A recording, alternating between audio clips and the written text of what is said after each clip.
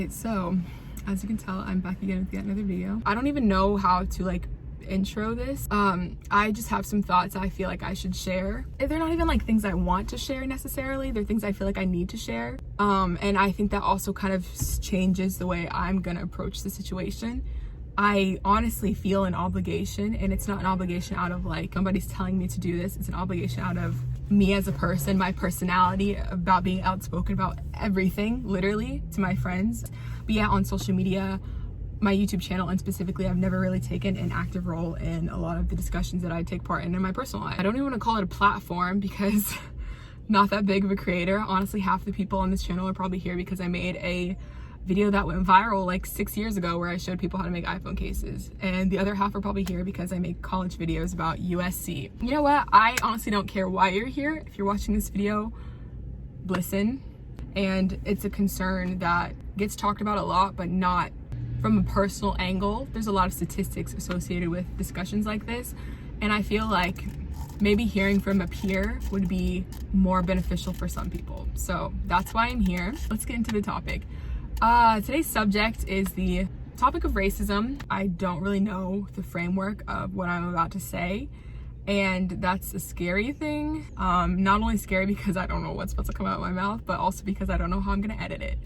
But I think that's gonna benefit for this type of video at least. But I have this 2,500 word typed up MLA essay right here that I wrote this morning on these topics. This whole interest in writing about this topic or whatever was sparked by the recent murder of George Floyd, and just kind of a culmination of the rest of them that have come before that, and the hundreds I know will come after. But this one in particular, I noticed my own behavior. I was angry, like angrier than I ever have been about something like this. And the first few days following the murder of George, he was an unarmed black man who was killed by a police officer. Just look that up if you don't know what's going on. Like, I honestly, you literally must be living under a rock. But I went on social media, and a few of my friends, ones that are politically active, like very politically active, were posting about it. There are of course always the hashtags about like RIP George Floyd, rest in power, you know, all that stuff. And at first I ignored it. Like, I truly did ignore it. That's embarrassing to say the least. Didn't want to acknowledge that something had happened because it happens so often. You get desensitized, and that's not an excuse to ever ignore something like that. I don't think that's right. But more and more people started posting about it, and that got me interested. Like, Kaitelyn, like, you need to look this up. Like, what are you doing? Look it up. So I did, and I saw the video where the police officer had his knee on George Floyd's neck for like 7 minutes. He had a full 7 minutes to think about what he was doing. The thing that really sparked me was seeing my black peers and their pain and passion over this on social media. They didn't stop at the one post I had been doing. They posted every single day. They found out the badge number of the police officer. They were actively like supporting people, posting tips about like how to check your white privilege, how to get in contact with senators and stuff. Like, they were doing activism that extended just beyond the illustrations I had seen other people posting, you know? Seeing their pain and passion made it click in my mind, and it shouldn't ever be a switch in your brain. You could just say, oh, I'm ignoring this one, I'm sitting this one out. You don't get to sit things out. And I know that really inspired me. And this morning when I wrote this, I knew I couldn't film the video right after that because I had online classes to go to. I had a few hours that I needed to take to do other things, and that honestly kind of like cleared my mind a little bit. Having to remove myself from that got me out of that like debilitation I felt, and it made me really want to take more action and make this video. The rage I was feeling earlier isn't gone, like, at all. It's a different thing now. Thank you to all my peers who pushed me to do this. All right, I just want to start off by saying it's not a comfortable subject to discuss, and if I have to feel uncomfortable, you have to too. That's how it's gonna be, okay? Speaking on my whole existence as a black teen in America, I literally live in fear every single day. And it's not always like a, oh my God, like I'm scared of the police, like I'm gonna get pulled over, like I'm gonna get killed sort of way. Like that's not how it always is.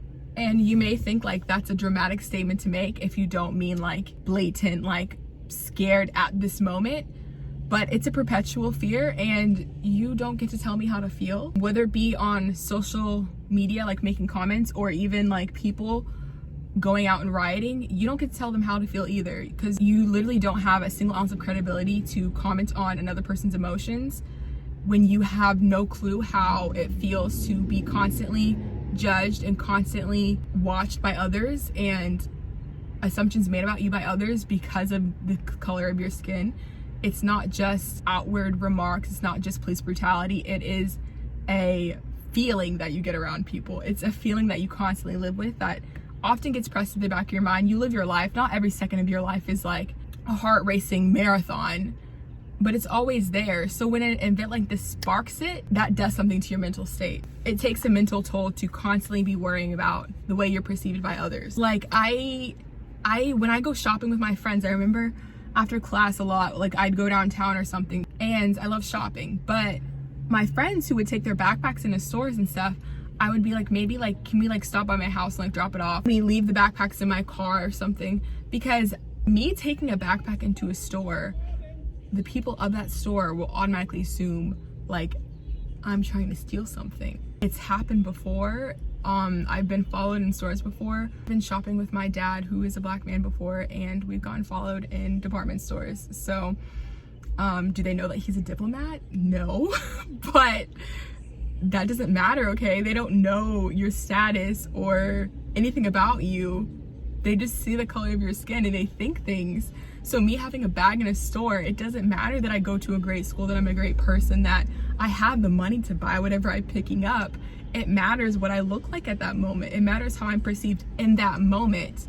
And I don't want to even put myself in that situation to have to talk to an attendant saying, no, this is just my school bag. Like, I don't even want to deal with that. So I just say, can we not go right now? Can we leave our bags? It's the same thing with fashion and stuff too. Like, there are certain trends that my white friends will wear and they think it's like edgy, but if I were to wear the same thing to Target, like I'd look like I'm ghetto. Like I'd be perceived as ghetto. Let's just straight out say it. I would get treated differently for doing the same things as my white peers, is the point of it. And that constant like internal battle that goes on of like, can I be myself? Can I do this? The constant like mental checks that you have to put on your own actions, and doing that over time just leads to anxiety. A lot of people in the black community like don't even reach out for help with that. I think we need to. I think we definitely need to start. But the point I'm trying to make is I personally have never like reached out. So maybe I'm being a little bit hypocritical telling people to go get help when I've never like thought about it myself.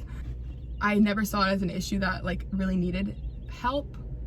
Constantly feeling a simmering sort of stress never really leads you to assume that something is wrong to the point where you would want to go get help, because you don't really acknowledge it. Like, it's not an event, like a traumatic event that happens once, that after that you're like, okay, like I need to go deal with this. It's kind of like a baseline of stress that I just feel I have to deal with. And I know a lot of other minorities feel like this too. It's just kind of this baseline of heightened senses that you just always kind of carry around with you, and at points becomes a burden. And then when national events like the trending of a murder of an innocent black man happen, like what happened to George Floyd, it sparks that and it ignites that again. So that's kind of what happened yesterday. Actually, I was going on a run yesterday and I decided to go at night because it's like 85 degrees by noon at this time of year in Texas. So I'd gone on night runs before. I wanted to get some reflective like bands or something, a reflective vest or some kind of thing I could put on myself just so I can like be seen by cars and things like that. I don't run in the streets, I run on the sidewalks, but just to like feel safer, you know. I'm gonna order one like literally today, but yesterday I didn't have one. But I made sure to wear like a bright shirt, and if I don't have anything reflective, I run with my flashlight on so that on my phone so that you can like kind of see me still. I told my mom that I was leaving and she asked me not to go at night. She asked me to wait until tomorrow. So I was like, please, like I'm just gonna go now. And I was like, Mom, like I have a flashlight, like don't worry, like I'm gonna see where I'm running, like I'll be safe. And she looked at me and I understood. And it was like, Kaitelyn, like, she's not worried about you falling. She's worried about someone else seeing you and feeling threatened to do something. She's worried about other people seeing you and like texting on the freaking, what is it called? Like the home app, Nextdoor app, and saying like, oh, there's a black person running in the neighborhood. She's worried about how you will be perceived by others. And as a mom, of course she feels that way.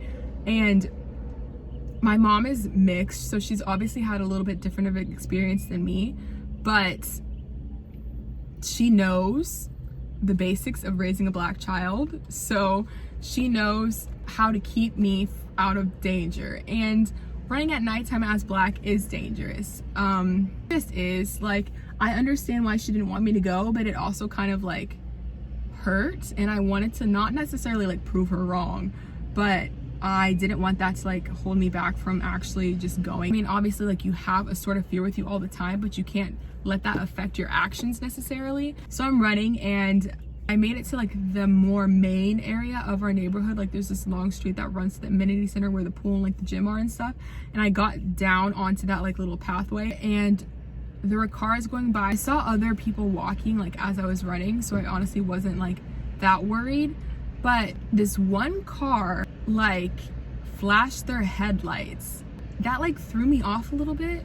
And then I kept running and I heard like someone yell something from the next block over. Like I had my AirPods in, so I didn't know exactly what they said, and I knew it wasn't directed at me. Like I could tell it wasn't directed at me because I could tell it was probably like a kid or something screaming with their friends.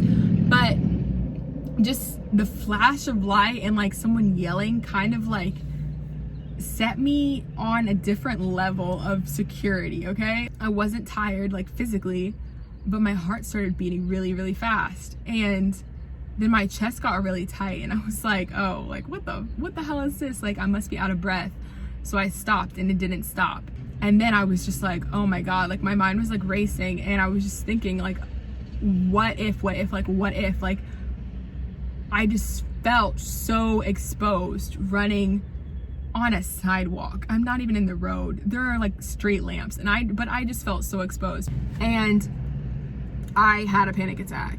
Like that's all I can classify it as. Was like kind of just a culmination of all those emotions at once. That was something that kind of shook me. And what is making you feel scared on this run? Like, you know, those things weren't directed at you. Then I started thinking through, I was like, why do you feel that way? And then of course it was George Floyd happened. My mom had like been warning me, like it was just all those things kind of coming at once. And it was literally like my body shutting me down. Like I had been ignoring my mental state with all of these things going on. This is before I like really like decided I was going to speak out on this issue. I had been kind of like repressing my ideas about speaking out. I think it was that little attack on my run made me recognize my mental state by projecting into like a physical problem. Once I finally realized what was happening, it went away. And I stood up and I was like, all right, you're gonna say something. Nothing else happened on the run. Like it was fine. And I got back to my house. But that experience was kind of just like another like reminder that nothing can really protect you from thoughts of that constant fear. Nothing can really protect you from that. Seeing the video of that woman in Central Park like calling the cops on this black man who told her to put her dog on a leash, and like she called the cops and she was like, this African-American man is threatening me, and he wasn't. Like just seeing people think that they can do things like that has like it instills a sort of fear in you. Just taking a step back and like realizing that that fear is valid, that finds examples and proof in examples like Trayvon Martin, Sandra Bland, George Floyd, and the countless names I can't remember. And it was like a weird parallel between what was happening. Like he couldn't breathe, and in that moment neither could I. I decided that I'm done allowing my white friends to feel comfortable with their casual racism. I will no longer allow people to feel comfortable with their ignorance. Like it's not acceptable, okay? I remember when I got into my dream school, the University of Southern California, and I was excited, and the year I was admitted, USC had an 11% acceptance rate. So when I got in and I found that out, like of course I was excited, the people around me were excited, like the odds of getting in aren't good. Like, obviously 89% of people that apply don't get in.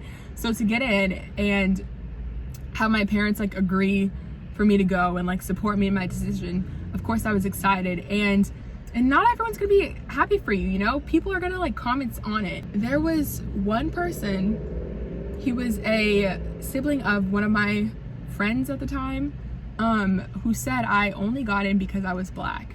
And that just brings me to my next point.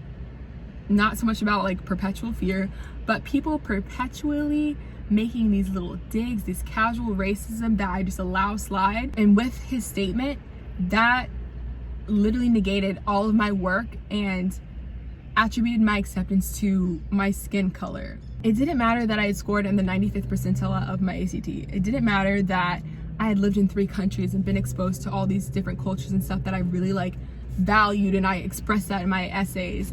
It didn't matter that I had learned Spanish and German. It didn't matter that like I had all of these like leadership positions in clubs when I moved back to the States too.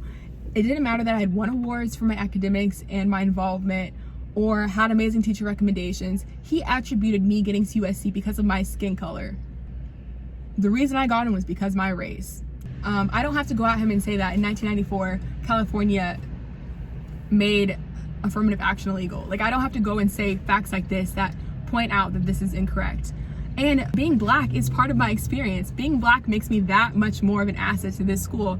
Being Black should be a reason to be proud that I got into this school. But he was trying to use it in a negative way, in a way that means I didn't deserve it. I deserve it all that much more because I am Black. I deserve to be there all that much more because of my color. Because of the experiences that it has gave me, because of the strength it has gave me that is translated to other avenues of my life. I don't live my life relying on the fact that I'm different. Of course, that's something that affects me constantly. I said it throughout this whole video. But that is something that has shaped my experiences and made me a more resilient person in general, made me a more curious person in general, empathetic in general. It's not a negative thing to be ashamed of, but a statement like that wasn't meant to celebrate me being an addition of diversity to this school. It was said to belittle my accomplishments. And did he even apply to that school? No, he didn't. He did not even want to go to that school. So why even say a statement like that? Is it out of jealousy? Was it more to get cheap laughs or something? I don't know, because it didn't turn out well for him. Everybody found out. Even if you think that, I wouldn't say that. Like, keep your racism to yourself. Like, when did that become okay? It's just weird to see that the race that's literally made everything that much harder, and not saying like, oh, my race prevents me from doing this and that, but the system isn't made to help Black people succeed. It's made to do the opposite. So the fact that my race was suddenly being used against me, but in a new way this time, saying that it gave me an unfair advantage, was just something I couldn't believe. Like, the way his mind worked to justify the racism, to justify his own shortcomings, was just weird. Like, he apologized, of course. Like, yes, you need to apologize. It's not like I'm feeling gracious for you. Like, this is something you need to do because you said something horrible. But if that were to happen today, I honestly think I would have just like made him apologize again, because he apologized for saying that and like how it made me feel, but he didn't apologize for thinking that way. And I know that's something like odd to say, like apologize for the way you think, but by just saying something, you can be like, oh, like I said that wrong, like that's not what I meant. But to say something, you have to think that way, and to think that way means there's a big, deep issue going on. And maybe he thinks I blew it out of proportion, but you saying a statement like that shows so much more about you than the way I took it. If I had said nothing, like, you should still feel bad about yourself, because I brought it to light and I brought it to the attention of those around me, doesn't mean that you need to apologize more or anything like that. You should already feel bad about yourself for even allowing yourself to think that way. I know that this guy isn't a bad person in general, like he's not a murderer or anything, but that sort of unconscious racism that was relayed still had the same effect as if he had straight out said the N-word. It still had the same effect, and it said, you don't deserve your accomplishments.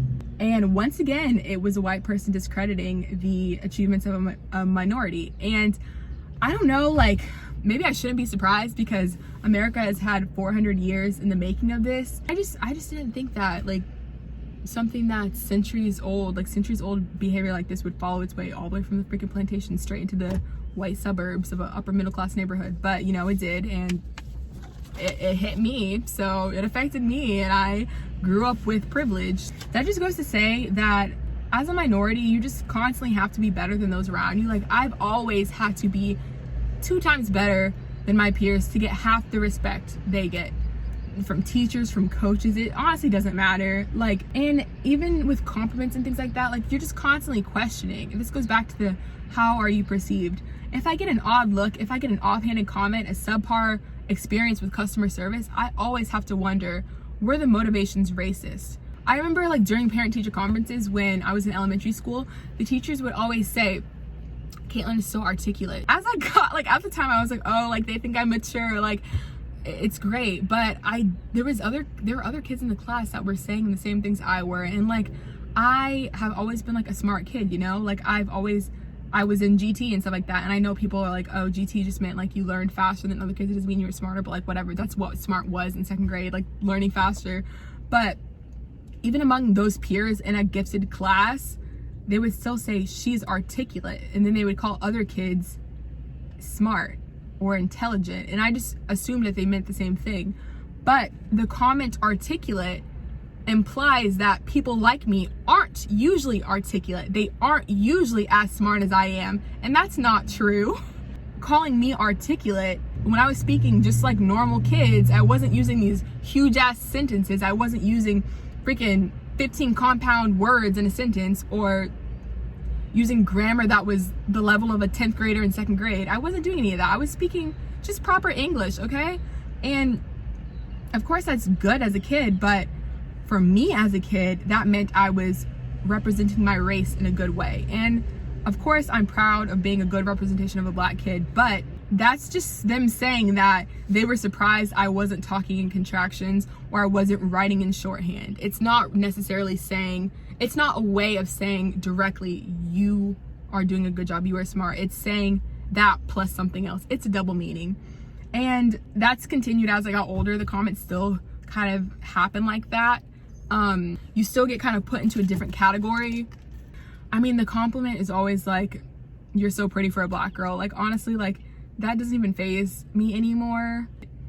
I haven't gotten that one in a while, so maybe the world's getting better, or maybe I just got uglier or something. But racism is passed down. It's almost hereditary. You learn that sort of vernacular just like you learn other words, like just like you learn other vocabulary. You learn those double meanings whether you know it or not. Those teachers knew what they were trying to say, and even though it was presented in a somewhat clean manner, they weren't saying anything outwardly offensive. That underlying meaning is still there. It's like when you call a Black man a boy, it has that same tang. It's that same level of disrespect woven into it. You pick up on those things at an early age, and as other kids pick up on them, I have to as well. Of course, I don't just go throughout my life being naive and like allowing people to say this to me, then I get older and I have a switch. I remember my first time getting called the N-word on the playground, and I debated saying it, but I decided I wouldn't, just because I don't really want to have to bleep anything out in this video. But I remember the first time it happened to me. I was on a playground. This actually happened 2 years before. My kindergarten teacher said, Abe Lincoln freed Kaitelyn's people. And I went home to my mom. My mom got the lady fired, so shout out to my mom. But this happened a couple years later when we like started actually like talking about Abe Lincoln, and the kids wanted to play pirates, and I was like pretty popular in my little grade. It's not like I was isolated, like I had a ton of friends, like I was just a kid, and they wanted to play pirates, and then they wanted me to be a slave. These kids asked me to be the slave. They said, please, can you be the slave? And one kid was like, I'll be the captain, you be blah, blah, blah, blah, blah. I'll be the ship hand, I'll be the maid. Like, people were like giving themselves bad jobs. Like, they were like, I'll be the one who picks up like this. I'll be the one who like dives in the ocean. Like, I don't think they knew how a ship works, but they knew that slaves came off of ships, and they wanted me to be the slave. And they said that you could be the head captain slave. And I was like, no, like, I'm not gonna be your fucking slave. Like, as a kid, I knew that that wasn't okay, but they didn't. And of course I pointed out that the behavior wasn't right, and they were like, oh, like, I'm sorry, like, they just thought it was a position to play. They didn't know or necessarily comprehend what they were saying when they said, can you be the slave? but I knew what they were saying, and I knew it was my job to tell them no.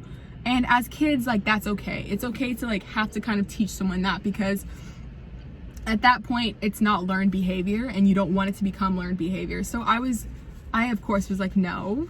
And then we just moved on. But if you don't speak up to things like that, that just develops into racism. It just gets like to become a more pronounced version, a more meaningful version. Instead of saying it without knowing, with true ignorance, it becomes saying something with the intent to be rude. So I don't know, but going back to being a kid, to cope with these like potential encounters, Black parents really have to teach their kids from an early age how to deal with them. And a lot of us, like as kids, were like, oh, our parents are strict, blah, blah, blah. Like they were just being annoying.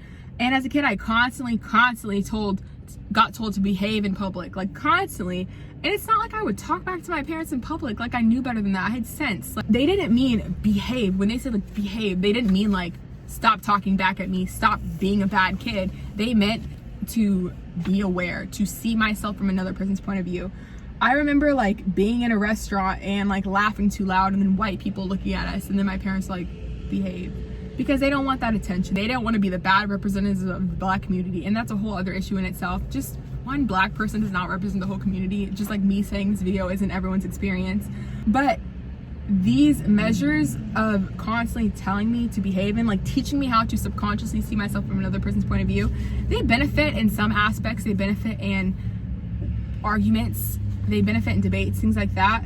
But they also help me in a practical sense by keeping me out of situations where I would be put at the mercy of a white person.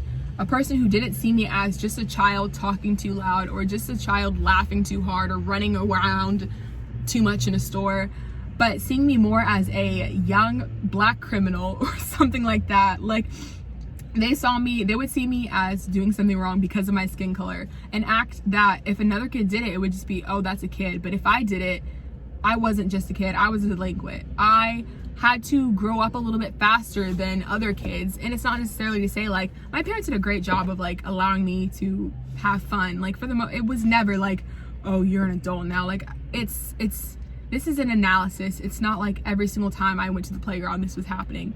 But the fact that it happened at all is just something to say, okay? Like the fact that it happened at all makes it meaningful, okay? It doesn't have to happen every day for it to be powerful. I don't know, there's other things like the way I spoke too. When I would talk to my dad and I'd say cuz instead of because, he would stop me and say repeat that until I would say because. And the thing is, if I have to be conscious of my actions, I'm just asking you to be conscious of yours. Just be conscious of how you are acting, what you're saying to Black people and about Black people, because I had to be conscious of my actions. It's not that hard to not say the N-word if a Black friend asks you not to. It's pretty much the easiest thing to not do. Like, you know it's a bad thing to say, and you know it's not your word to be said, and someone asks you not to say it, so don't. And that goes for other things as well. That's just the most blatant issue. Like I said, referring to people as a boy instead of a man, just digs like that. A thug, like the president calls the protesters a thug instead of a protester. Small changes and connotations like that of these words that seem universal mean a lot. The N-word isn't just an edgy lyric for you to say. It has history behind it, and it's not your history, so you don't really get a comment on who gets to use it.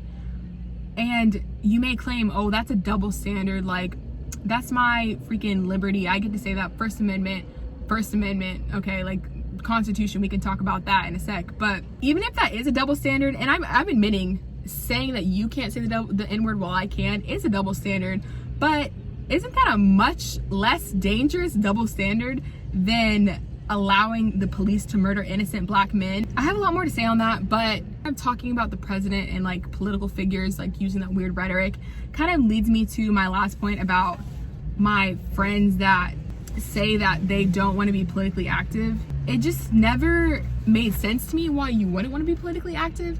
And maybe that's just like me as a person and the way I feel inclined to be included in the world. I was taught from an early age to like speak up for myself. Like I said, tell those kids that was wrong, tell people not to say the N-word, things like that. But I was also like, my mom constantly is like, please run for Congress. I'm like, Mom, I don't want to be a congresswoman, I just want to be an architect. Speaking to my friends who don't classify themselves as politically active. You saying that you don't have opinions on the officials, like the elected officials and the policies, is an indirect way of saying you don't have an opinion on the outcome of justice. It is saying that you don't care about the way the country treats people who look like me, people who come from places like me, and people like including me. You're privileged enough to not have to have an opinion on these matters and to even be able to make a statement like that. And that's because politics are built for people like you to succeed. So obviously you're not gonna like care if the system isn't working for someone else, if it's working for you.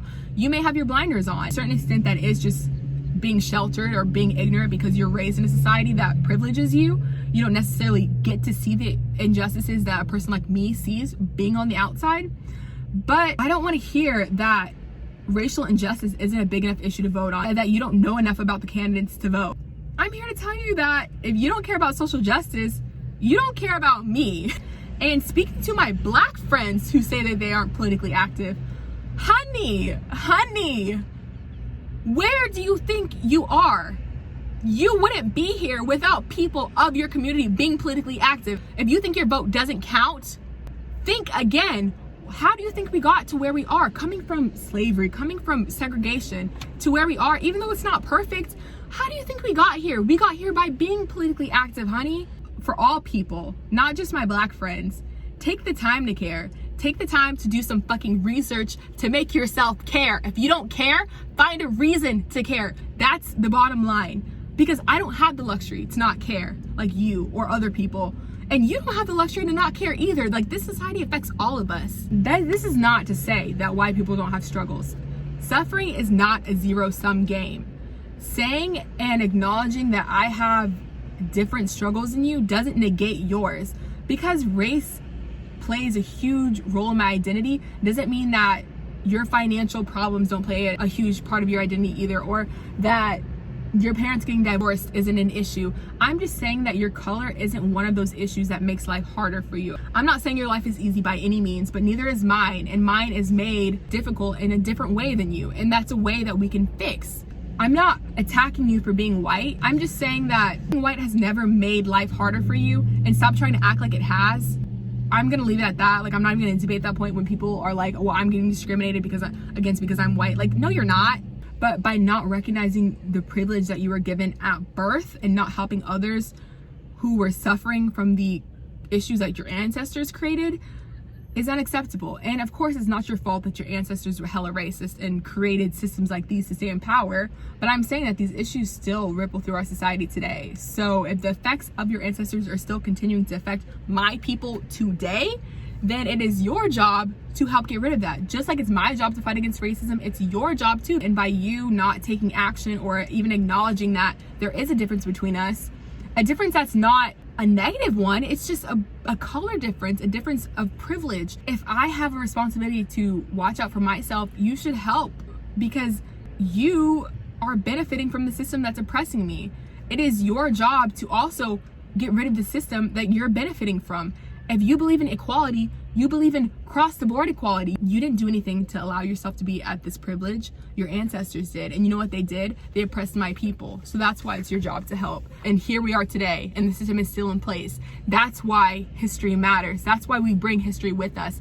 Discrimination based on race is illegal according to the Constitution, but that doesn't mean that the systems of government, the judicial branch, the policies of disenfranchisement, over-policing, this narrative perpetuated by public figures, including the current president, don't continue those systems. Like, just because you don't acknowledge your privilege doesn't mean that it doesn't exist. Like, that's the basic ass summary of what I just said, okay? I have so much more to say, but I can't really collect all of my thoughts right now. I didn't really structure out this video beyond some initial thoughts. I thought about 5-point summary or something like, here's a big screen with a title on it of something you need to know.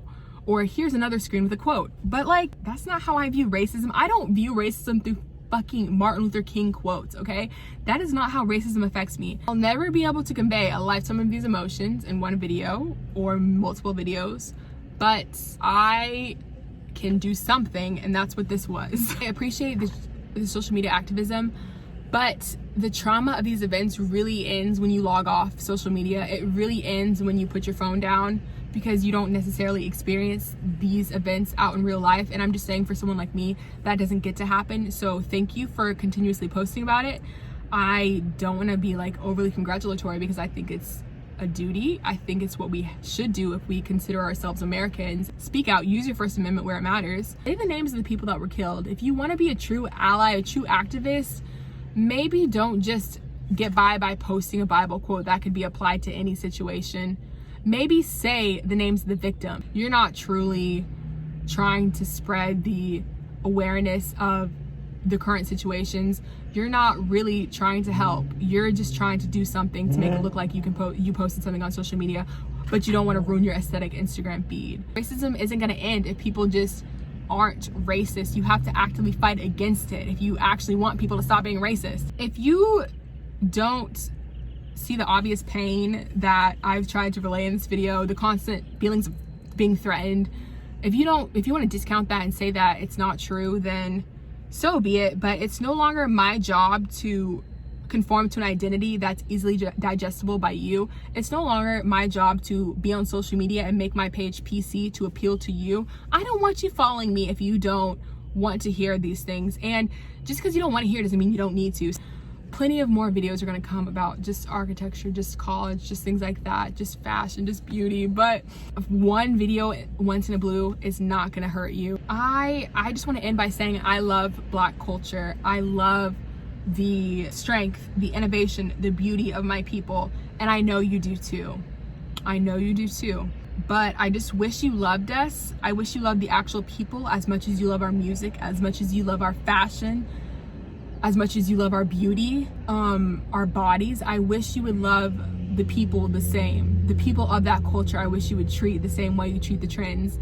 You don't have the okay to be ignorant in today's society, especially at the age of people who are going to be watching this video, mostly teenagers and older. So you no longer have the guise of young naivety to get you through. You should know what's going on. And if you don't, again, it's time you educate yourself.